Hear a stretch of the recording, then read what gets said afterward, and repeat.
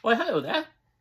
I'm afraid to have to tell you that this episode of Sheepy Weepy Wimpy Wompy, the town now called Meh, has been interrupted today and will not have a full tale as I've been busy signing my children's books for middle grade readers, sci-fi adventure books, at Cole's bookstore in Masonville Mall in London, Ontario all afternoon, which has taken up quite a bit of the day.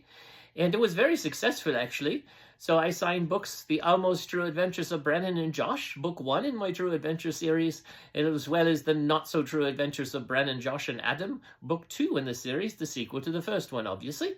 So that kept me busy, so I was unable to do Sheepy Weepy Wimpy Wompy to its full extent. However, I will give you a hint of what's to come. So, if you might remember where we left off, Dr. Farquhar Ferris Wheel Friendly had given the Grand Cow, the mayor, some exciting news about her condition, and she was running home to tell her mate, Mr. Bull. Meanwhile, Wiggles Smiley and Dr. Farquhar Ferris Wheel Friendly and the Grumpletump went for their lunch date at the restaurant that served breakfast all day there in Sheepy Weepy Wimpy Wompy, now called Meh. And the Grumpletump was still trying to figure things out. And at some point, someone figured out that the Grand Cow was going to be meeting the doctor, Dr. Farquhar, in the afternoon for an ultrasound. And so they were very worried and very concerned when they heard the Grumpletump mumble about that. However, something else was happening that no one quite knew about yet, but they were soon to find out. For Sheepy Weepy Wimpy Wompy, now called Meh, was going to have a visitor. And it was not, I tell you, a cow. But it was a distant cousin of the Grand Cow, who somehow had heard something was in the air, and so they were on the way to Sheepy Weepy Wimpy Wompy. And I'll tell you what kind of creature it was, because that's very important to the story. It was a moose.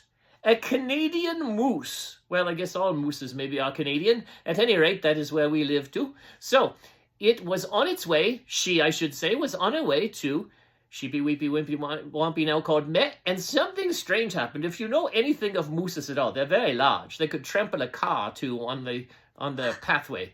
At any rate, so it got to Sheepy Weepy Wimpy Wompy, now called Meh, to the edge of town, and as soon as it crossed over right into the town of Meh, formerly called Sheepy Weepy Wimpy Wompy, something strange happened.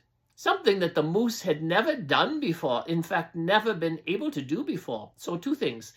Remember, moose are large, which means that when they walk, they could make a lot of noise. The ground underneath them could shake, as could other things. So if they're going through trees, it's like a tree storm, because they're massive creatures, very large.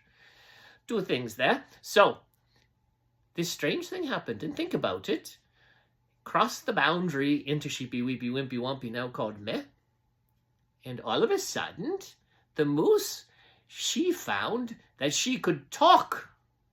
Talk, as we know, other creatures and humans in Sheepy Weepy Wompy are able to talk because of something that happened long ago and gave the creatures the ability to speak. So that happened to the moose, and she was so surprised.